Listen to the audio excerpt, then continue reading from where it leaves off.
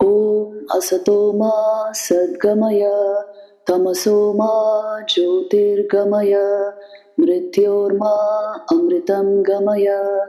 Om Shanti Shanti Shanti. Today we are going to study certain very important things. See, by all that we have been studying in Panchadashi, the essential focus has always been on training of mind, isn't it? So that it helps us get knowledge of self. But actually speaking, when the knowledge of self is got, it has no connection with mind. It is illuminating the mind, and mind thinks it is a conscious entity. Because it gives us conscious experiences, we have this tendency to think mind is a conscious entity. Actually speaking, there is no mind, nor is it a conscious entity, because it borrows consciousness. But a first person experience, say, to get this, for that only all sadhana. The greatest masters have said this. The purpose of spiritual practice is to realize that ignorance does not exist. You never wear the body-mind complex. So, Gnan Jeta Ekhane Bola, what they are calling knowledge, it already is there. It is that consciousness that illumines all vrittis of the mind to give you what you are calling knowledge. So, it already exists. The goal is already there.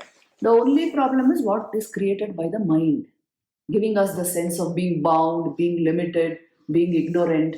So these are all mental vrittis, isn't it? So you see, now he will tell us that is why the discipline of sadhana is meant for training mind, turning mind inward, purifying mind. The whole point is that once that is done, direct insight into reality is God. And that is what is called God. Which means in Vedanta, the definition of God is very direct and pointed. It is so direct that our confused minds don't see the directness of it. Yes, the mind tends to complicate. But the actual definition of truth or God or the infinite, whatever you call it, it is so direct and it is there in our experience already. But mind has covered it up. So we will first go through some of these verses. Today is our final class on selected verses of Panchadashi. We go through some of these verses and then come to this direct insight about the nature of reality. Because if you are hunting for God, you have missed the point. God is already there. You are seeing him as something else. That's the only problem. According to Advaita Vedanta, it is a big error. So for that, we will first go through what is required to come to that insight. Go to page 468. Panchadashi by Swami Swahananda is the book I'm using. Page 469. See, 113th verse. See how meaningful it is. Chittameva hi samsara tat prayatnena shodhayet yat chittas tanmayo martyo guhyametat sanatanam. The mind is indeed the world. It should be purified with great effort. It is an ancient truth that the mind assumes the forms of the objects to which it is applied. See, this is our problem. The mind has got tinged with the exposures we have had, and it continues to work along those lines. The great truth of focus is if you concentrate on something for a long time, it will become yours. Your mind will get imbued with that. And it will become reality for you. And so then you think what kind of vrittis we are encouraging all the time. Brooding over something, some negativity, something or the other. Now that has become real in your life. Although life is only Brahman, life is only consciousness and energy and buoyancy and light and happiness, we are becoming miserable due to these tendencies of our minds. This is what he's saying. Isn't this true? So check your mind. Whatever it says, don't take that as the final conclusion about yourself. Check your mind. You see, the meaning of this verse, which we just chanted, the mind is indeed the world. You know, the definition of world in Vedanta is very interesting. Samsarati iti samsar. It is always slipping off, moving, but yet you think it is the reality. All the doing of our minds, right? And then it should be purified with great effort. That is why, if you want a clear picture of what is God's world, Ishwar Srishti, you must clean up the mind first. It is an ancient truth that the mind assumes the form of the objects to which it is applied.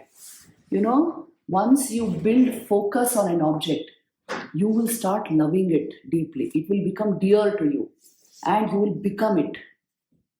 This is the power of your mind. So then where should we apply our mind? Same thing, same focus if we have been keeping on God.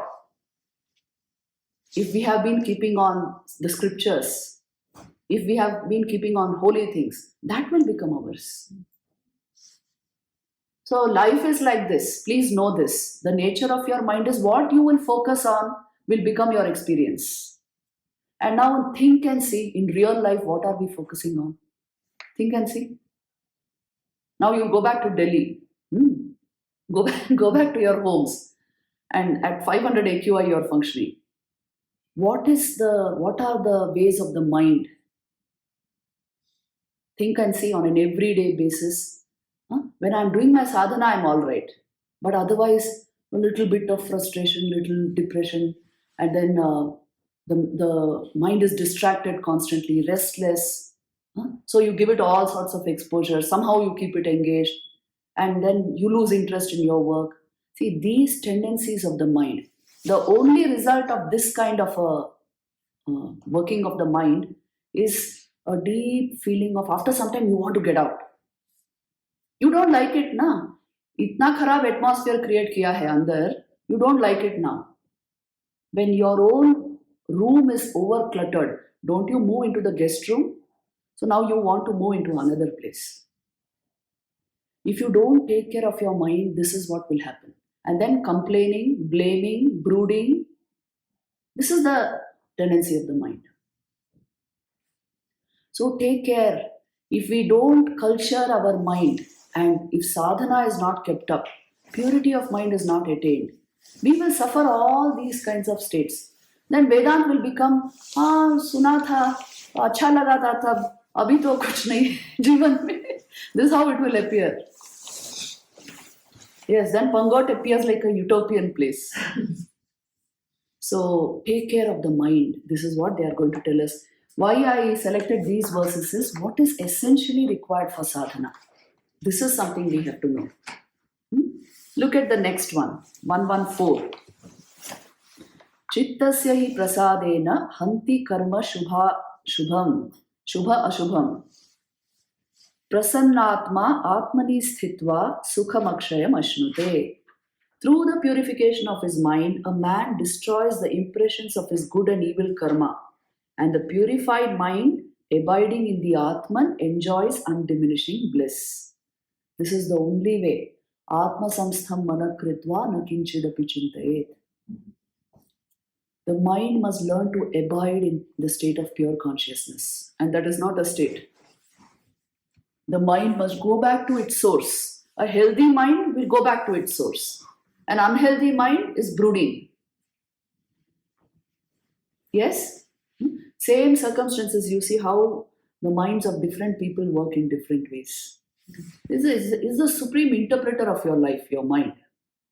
So take care of it, the right conditioning, the right sanskars, exposures to all this, and the mind will naturally do this inquiry and resolve into the self. Otherwise, it will create a hell of an experience. Isn't it? Mana eva manushyanam karanam bandha mokshayo. And so many great thinkers have thrown light on this. Mind in its own place will create a heaven or a hell. I remember one joke, one Mark Twain. He said, my life is full of disasters, none of which ever happened. Mind is enough to create. You see, many people are like that. They are in the best of circumstances and having really their life can be really great, but the mind will not allow it. If you have conditioned it wrongly, it will only brood and complain and create a real hell in a heaven. So everything depends on how we have handled mind. Learn to look at it objectively. See, Vedantic meditation, that is what it will do for us. Instead of believing all that it is saying, see it objectively and study the circumstances of your own life. You will see life is always a blessing. It was given to us to evolve towards the highest. But no, you believe in your mind and the mind will give all sorts of things. Because we have fed it wrong food for years. When you put bad food into the stomach even for a day, you're so uneasy that day, isn't it? Hmm? That is what it is doing. It is so uneasy. So take care of your mind. The healthy mind is bouncing with energy. There is a light on the face, there's a joy on the face, and it will resolve into self-knowledge automatically. But the unhealthy mind will keep on creating trouble for you and people around you. Yes, a troublesome person. Today you call them what? Toxic people. Is one who's really suffering within himself, suffering his mind. And how to deal with such people? Thakur has said this. What Thakur has said about this? There are people with negative energies everywhere because they are struggling with their own mind. They have not found the way out. And the mind is conditioned very wrongly. So you have to deal with them with great patience. Shaw, Thakur used to say, Je shoy, she roy. Je na shoy, she na shoy. Which means if you forbear, you will... No, if you forbear, you will stay well. And if you don't, you will be destroyed. Bear with them because they are struggling with their minds. And if they are very dangerous, then you should adopt the second technique Thakur has given. Fosh korbe, he used to say. Hiss but don't bite.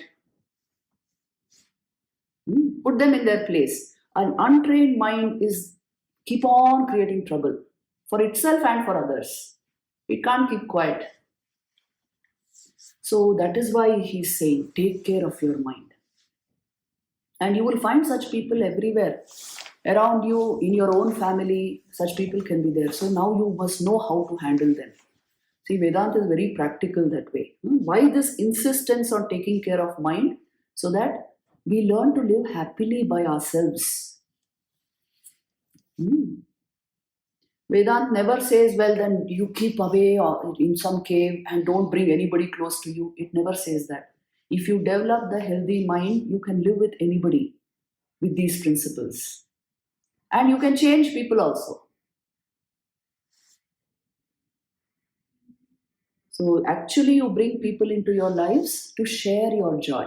When you share your inner bliss, it is doubled. It is an utsav. It's a celebration of life. But if we have nothing to share, if I myself am bankrupt, what can I offer you? So that is why take care of your mind. And another thing he says is when one purifies the mind, the fruit of Shubha and Ashubha karma is removed. You go beyond karma, causality. Which means the real knowledge of the Atman will come. This is the way to transcend karma. Sri Ramakrishna used to put it very, very beautifully in devotional language. What he used to say? How long you have to do sandhya?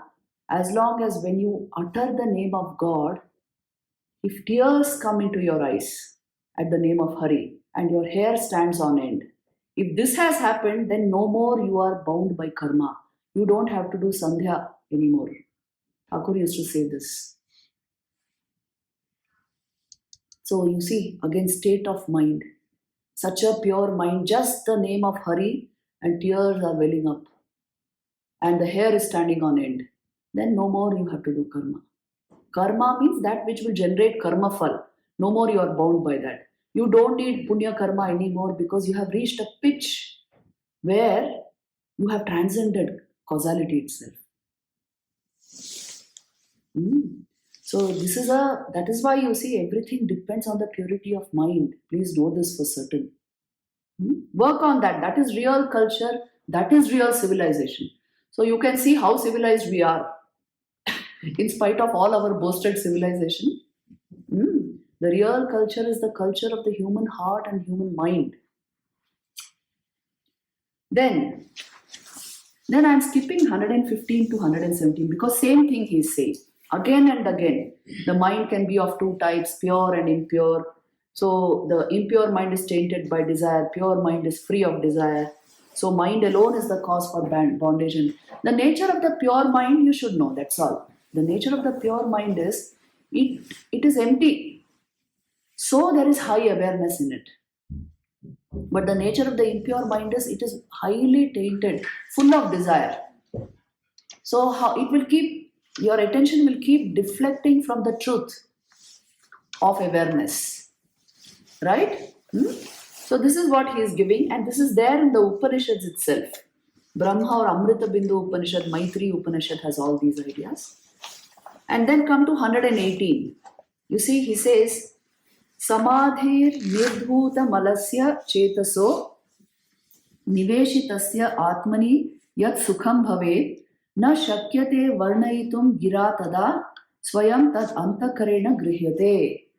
This idea is there even in the Bhagavad Gita. You see, he says the bliss arising from absorption in the contemplation of the self, when all sins and taints are washed off through the practice of samadhi, cannot be described in words. One must feel it in one's own heart. One becomes speechless and completely content within oneself and blissful. How does the Bhagavad Gita describe this, it says, Buddhi grahyam atindriyam sukham. It is a joy which you can grasp through your higher intelligence, through your intuition, but not through your indriyas, not through your senses.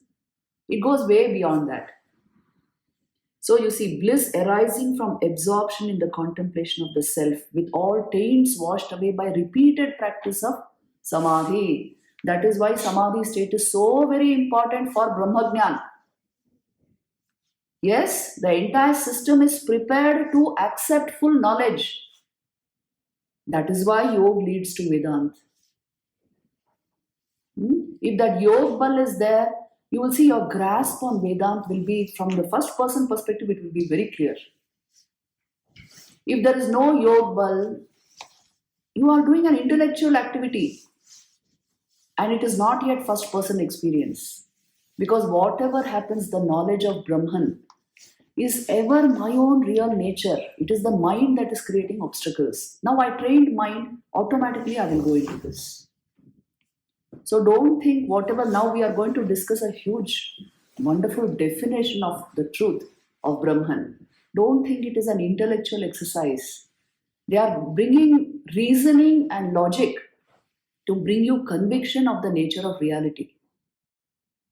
Once the mind is purified by samadhi, you will intuit this fact. This is what they are saying. So don't skip the steps. This is what I am saying. And in places like this, really dhyan and samadhi are not alien to your experience, isn't it? Many of you have felt it. So dive into this again and again.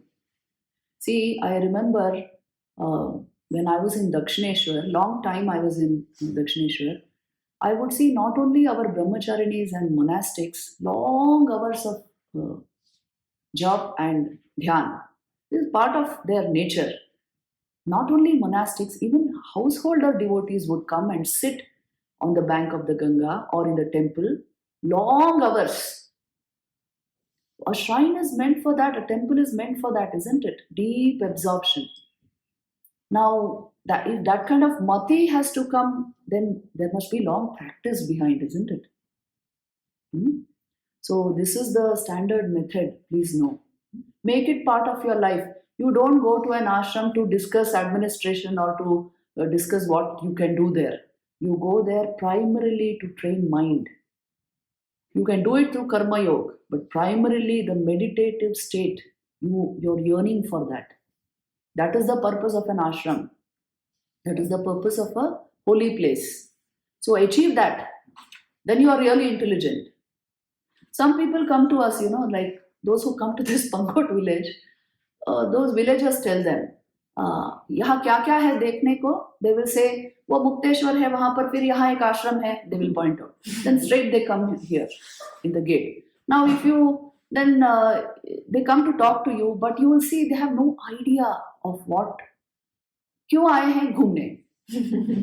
तो घूम के फिर क्या करेंगे? फिर वापस वो job के लिए जाना है ना, इसलिए 2 दिन लेके आए. No other purpose in the mind. The idea is if you don't have yearning for higher life will not happen.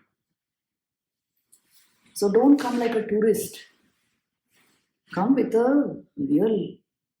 When here you can really call on God because of the silence and stillness. So this is what they are saying. Now we'll go to 119. यद्यप्यसौ चिरं कालं समाधिर्दुर्लभो नृणां तथापि क्षणिको ब्रह्मानन्दं निश्चय यत् यसौ, which means though it is rare for men to keep their minds long in the state of absorption, still even a glimpse of it confers conviction about the bliss of Brahman. Samadhi state is a very good training for the mind to know real being. And repeated practice of it will naturally give you the continuous knowledge of Brahman. Because we are looking at it through holes. Now those holes will become continuous by the repeated practice of Samadhi. That is what he says. Reality is ever as it is. You don't have to worry about it. Brahman alone is manifesting as this world. But I am seeing world and all kinds of mental projections. I am not seeing Brahman. So the repeated practice of Samadhi will introduce you to true knowledge. This is what they are saying. And that true knowledge is nothing but the reality of being. See, once you are repeatedly into these states of mind, what happens is the mind becomes very transparent, crystal clear. Now, whatever you discuss, even in the Upanishads, it will hit you. Yes. Upanishads are giving you direct pointers to the knowledge of Brahman. And some of the schools of Advaita Vedanta will also tell you nothing is required for getting this knowledge because it is already there. You don't even require mind training. See, this is for those who have already trained their minds, who are at that level of perception where they don't require to train mind anymore. So their perception will be like that only. The truth is already there. So you see the definition of God which you have been asking for. Definition of God, direct insight into the nature of reality. It is there in many Upanishads. Satchidananda Brahma, the Mahavakyas, Ayam Atma Brahma, Prajnanam Brahma. One very beautiful definition is in the Taittiriya Upanishad. The nature of God or reality. It is Satyam Jnanam Anantam Brahma. So this is what you asked for. What is this exactly? How do you know? See, when you have a definition like this, it is a direct and you can say essential definition of Brahman. It is not an indicative definition. Indicative means it is not indicating Brahman. Like, for example, there are some passages in the Upanishads, Yato va imani bhutani jayante, yena jatani jivanti, yat prayatyabhisam vishanti. This is there in Bhruguvalli. These are indicative definitions which are indicating to the nature of Brahman. But Satyam Jnanam Anantam Brahma is direct definition. Encapsulating the essential nature of reality. Now, but because we have not practiced Samadhi to that extent, we require to unpack it. Unpack this statement. Satyam, this is a mantra. Satyam Jnanam Anantam Brahma. Taittiriya Upanishad says this. So now we will try to unpack. I am telling you, if there is sufficient practice, this one definition alone will take you into Brahma Vidya. or the Mahavakyas alone are sufficient to take you into Brahmajnana. But we will require to unpack and use logic to understand what they are saying, because the first person experience is not clear enough as yet. Right? If there is repeated practice of samadhi, you don't even require a logical support. It is first person experience, felt experience of awareness will be there in your system. So you see how they are, this is straight from Shankaracharya's interpretation, means his commentary on this Taittiriya Upanishad. So how does he define Satyam, Jnanam, Anantam, Brahma? What is the explanation he gives? You have to follow this carefully, Neto, you will miss it. See, Brahman itself comes from the dhatu Brihat, the vast. Now, vast what? You may ask this. When there is no qualifier to that vast, qualifying noun or verb, then that vast itself means the infinite. So Brahman is infinite.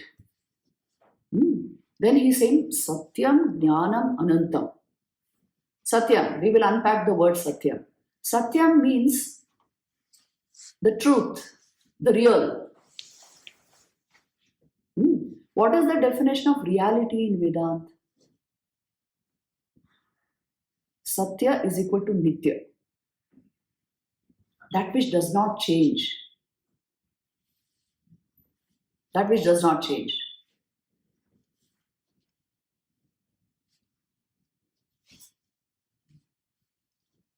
And then there is something, see, now that table there's a wooden table there, yes? Actually speaking, there is only wood there. It is appearing as table to your senses and mind. So there is an underlying reality to every object. Right? See, is it better to say wave has water or water is appearing as wave? Which is better, tell me? Water is appearing as wave, isn't it? That's the fact. But at first glance, you may say, oh, wave and water. Wave is water. You may say this. It's not wrong to say it. But it is not sufficient. It's not the whole truth. The fact is, water is appearing as wave. Wood is appearing as table. So also, Satya means you must be able to discern between what is the underlying truth and what is the appearance. Satyam, Jnanam, Anantam, Brahma. So they will say similarly, just as wood is appearing as table and your water is appearing as wave, gold is appearing as ornament, electromagnetic radiation is appearing as color, Brahman is appearing as you. It is Brahman alone. There are no two things. There is no wood and table there. Yes? Correct, na? See, this is called Jnana Drishti. Don't allow your mind to overpower this sense, this Jnana Drishti. If you only say, no, there is only table there, you aren't even seeing, it's an interpretation of your mind and senses. There is only wood there. From the standpoint of, you see, the carpenter, he is only working with wood. From the standpoint of the goldsmith, he is only working with gold. For you, it is a piece of ornament for your neck or your hands or whatever. So you see, anything, name, form, function is attributed by mind and senses. But the truth there is gold. The truth of this name, form, function is only Brahman. Satyam, definition of Satyam is like this. Jnanam. Jnan means, in Vedantic terms, that which illumines everything, all knowledge. It is not that which is known through a vritti. It's a very big definition. Jnana means that which illumines all knowledge. So what illumines knowledge? The vrittis of your mind. Consciousness. So Brahman is consciousness. Brahman is reality. Brahman is consciousness. Brahman cannot be accommodated in your vrittis. Very sorry. And there's one more wonderful term there. Anantam. Anantam. Satyam, Jnanam, Anantam Brahma. You be clear about the see, Brahman, what we say in English, it's written as Brahma in Sanskrit. But this is not that creator God Brahma.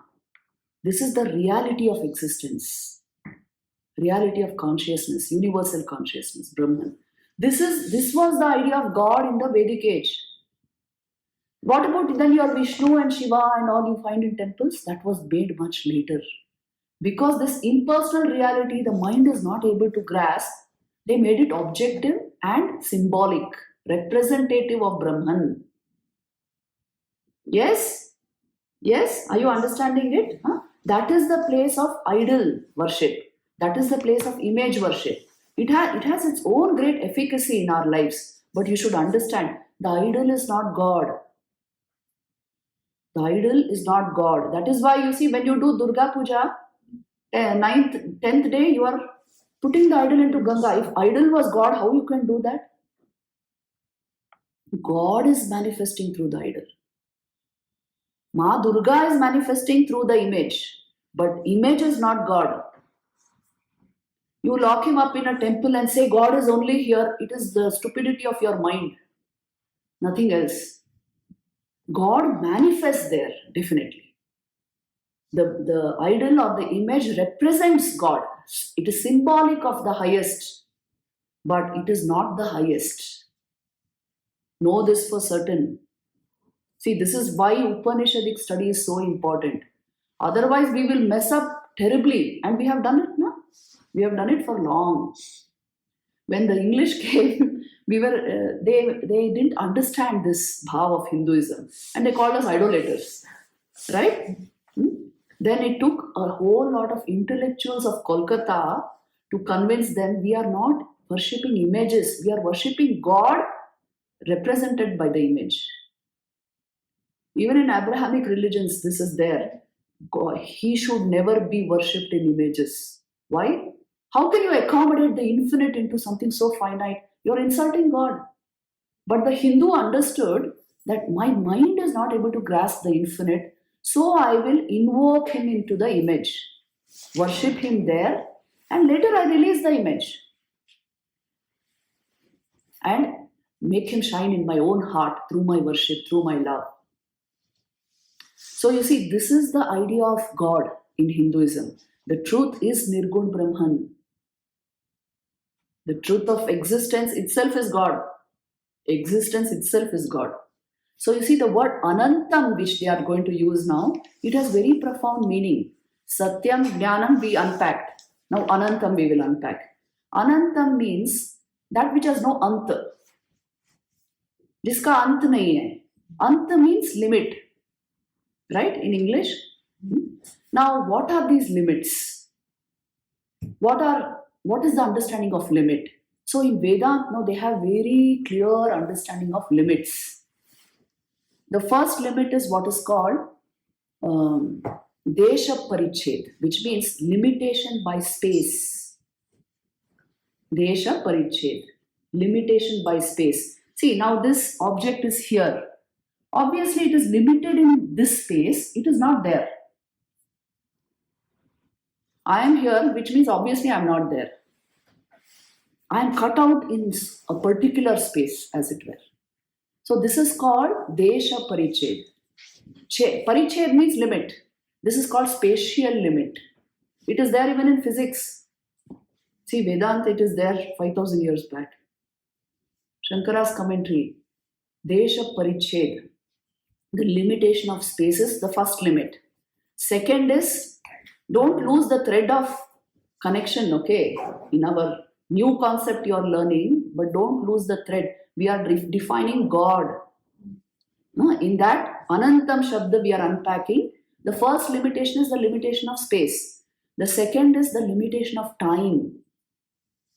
It is called temporal limit. spatial limit and temporal limit. Which means if this table is present now, 100 years from now, this table will not remain as this table. It is limited in time. Today I am here, 50 years later I will not be in this form. Who knows how we will be? So the point is this, every object is limited in time. This is the second limit, temporal limit. The third limit which Vedanta recognizes is what is called object limit, which you must wrap your mind around this concept, because we don't think like this in science. Object limit means it is the law of identification in logic, which means an object can be only that object. It cannot be a second object. A chair has the object limit of being only a chair. It is the law of identity in logic. Table, the object limit is it is only a table. Now by this definition, Satyam Jnanam Anantam Brahma, what they are saying is Brahman is not, he doesn't have Anta, he's Ananta. He has no limits. Suppose there was an object which didn't have spatial limit. What would it mean? Think and see. Think and see. Suppose it did not have a limit in space, which means it is there everywhere. Omnipresent. Omnipresent it will be. That is why Brahman is omnipresent. Because there is no spatial limit to it. Suppose it were not limited by time, then what it would be? Think and see. No time limit is there to something. Which means what? Timeless. Timeless. For all time it is there. It is eternal. So Brahman is eternal. Record it in your own way. We'll again go through it so that you don't miss out points. But see, this is how they are defining Brahman. When we say God is omnipresent, He is eternal, there is solid logical ground to say that. They are not saying it out of some poetry or affection, or there is a solid logic they are applying. Then, so spatial limit and temporal limit do not apply to Brahman. So also object limit. Suppose there was an entity which had no object limit, what would it mean? He would be everything. He is only everything. There is no thing apart from Him. No thing apart means what? Advaita. Na Dvaita. So Advaita is the truth of Brahman. There is no second thing apart from Him. Right? By definition, see, Ananta means so many things. This is Shankara's genius. This is how he has extracted the meaning of the Upanishadic passage to show Brahman is Nirgun Nirakar and Advaita is the truth of life. Whether you see it or not doesn't matter. This is the truth. Because it is free of spatial limit, temporal limit and object limit. That is why it is Ananta. So once more quickly, the meaning of Satyam is Nityam. Permanent, unchanging. And in anything there is an underlying reality, as it were, which is appearing as that. Right? What is that underlying reality? Brahman. Because you see, anything is a manifestation, you can say. I told you, water can manifest in so many forms, bubble and foam and waves. So you think and see, is it more correct to say wave has water or bubble has water or that foam is water, or is it correct to say water is appearing as wave, water is appearing as foam? Which is more correct? Water is appearing as wave. This is what they are saying. It is not that objects are in Brahman. That is all your imagination, that there is a consciousness like a matrix in which objects are located. Physics will tell you all this. They are saying this is called pantheism. Everything is God. That is not the fact. God alone is. Everything appears in that. Everything is an appearance. It is called panentheism in philosophy. which means not that the wave has water. Water alone is appearing as wave. Brahman alone is appearing as this world. This is the logical standpoint of Vedanta. So, can I say that table has wood? Actually, we are saying something as silly as that. Table has wood. Table has green color. We are saying like that. Wood alone is appearing as table. Wood alone is appearing as window. Wood alone is appearing as anything made out of wood. So also Brahman alone appears as this world of manifestation. There are no two realities, world and Brahman. There is only Brahman. To our clouded sight, it appears as world.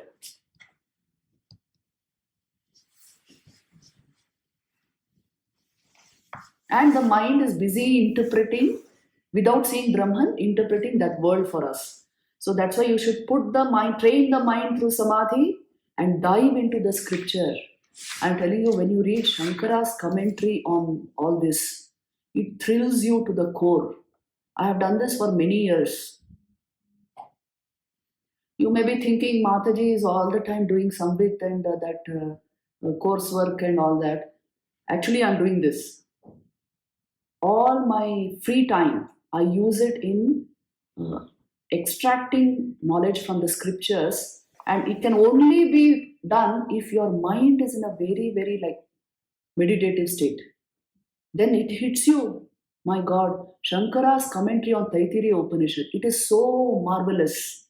It's a thriller. You have thriller movies, no? I get thrill from that. This. It's really a thriller.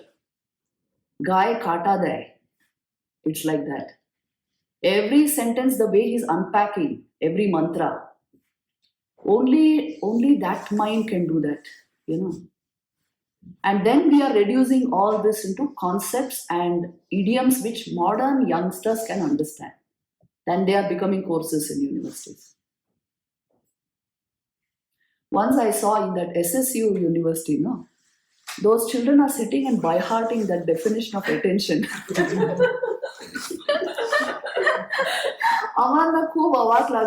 I laughed my heart out, That is a definition which I got through meditation, okay?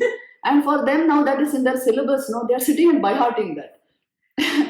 So, what I say is, if you develop the required insight, you don't have to by-heart anything. You don't have to go to anything else. The essential thing is to generate the intuitive insight required to get Advait as it is. And for that, this yoga will help you, I'm telling you. Make the practice so perfect that your every day will be a masterpiece. When that clarity reigns, Advait unfolds.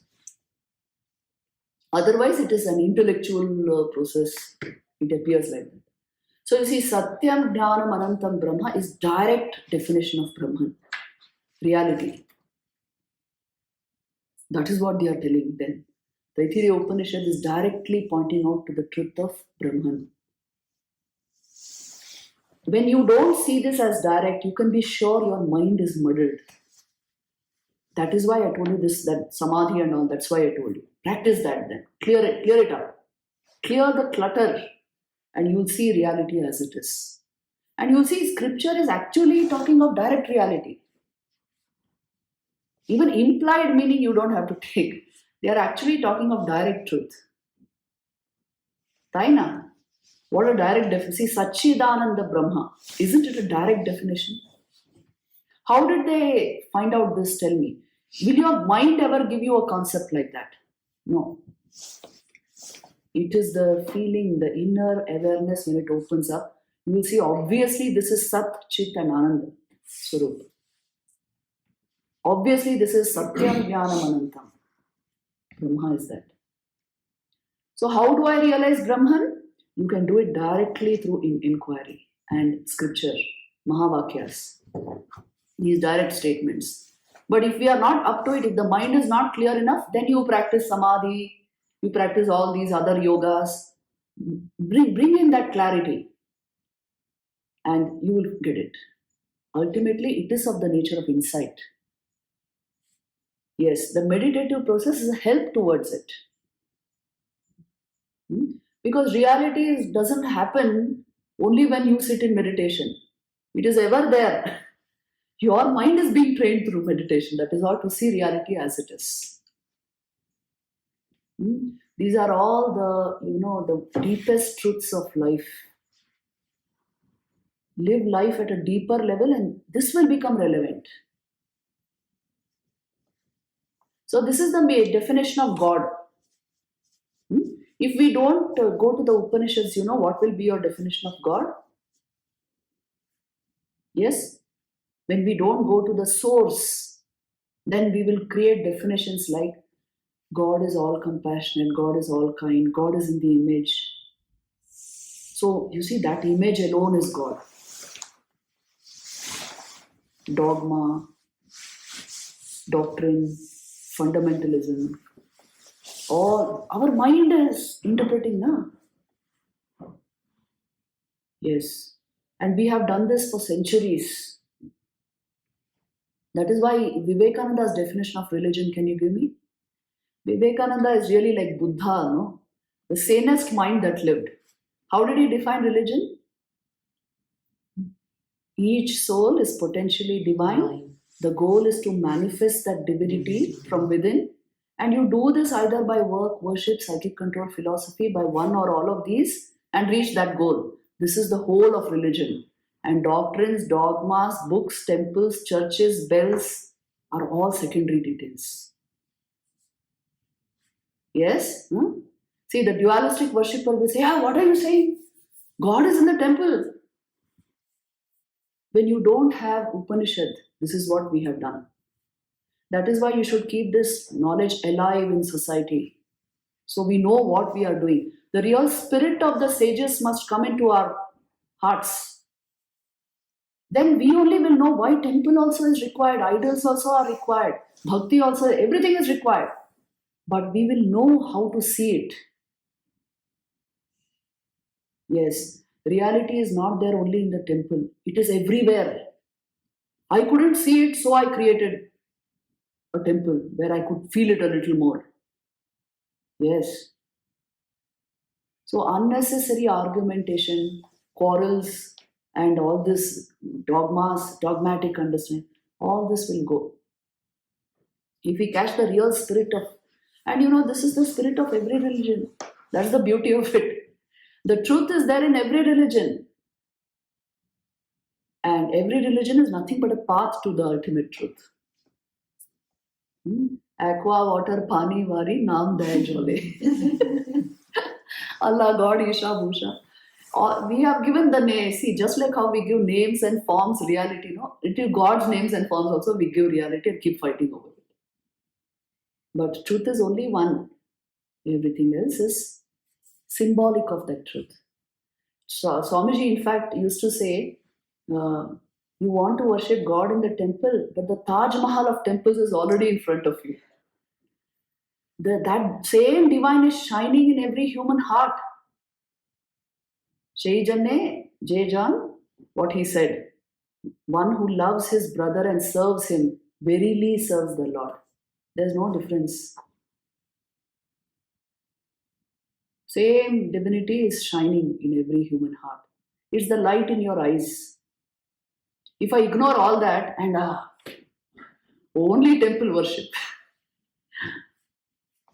So we have done all this, okay, many times. So let us make all this clear here. You must go directly to the source, Upanishads, and everything will find its place. We respect every form of worship.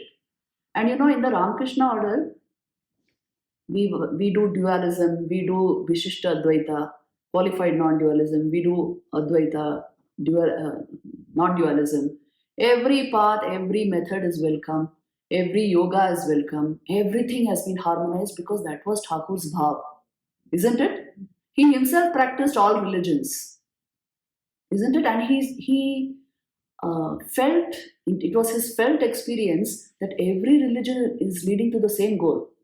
So they are all paths. That is why Jatomat Tatopat. It is one of the greatest statements and discoveries ever made.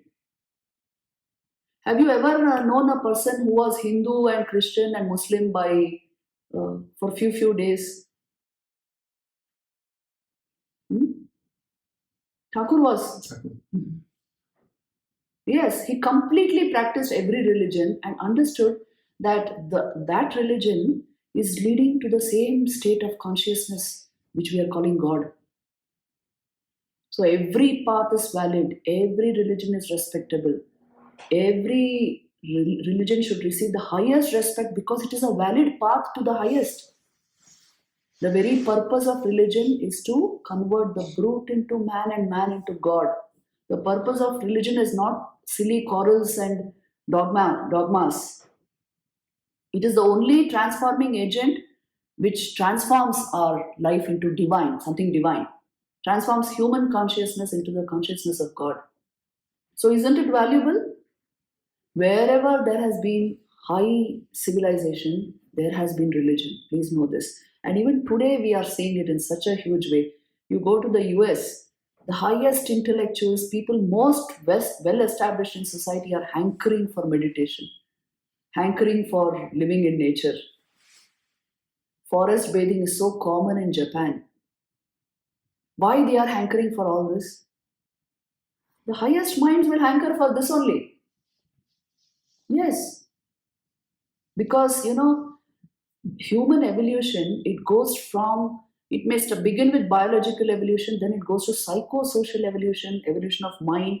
Finally, it comes to evolution of consciousness. The deeper the development of consciousness, the more unfoldment of higher awareness. That is the evolution of the human species. Right? Or is survival of the fittest the highest for human species? That's for animals.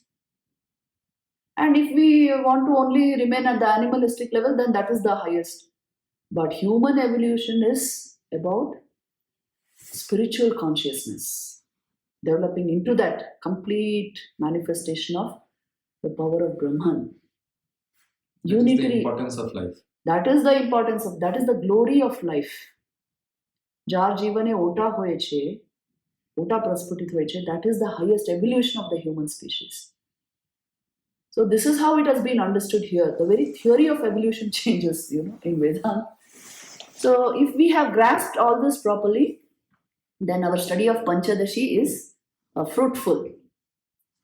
I told you this has 15 chapters. Panchadashi itself means 15 chapters of concentrated discussion on the nature of reality, Satchidananda.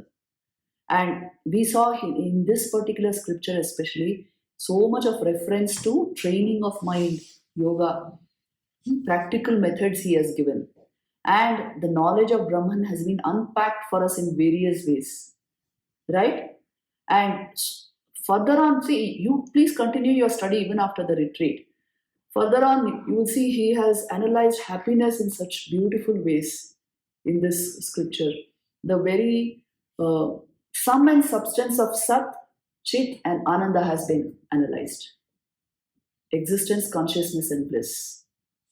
So it is a masterly work from a luminous mind.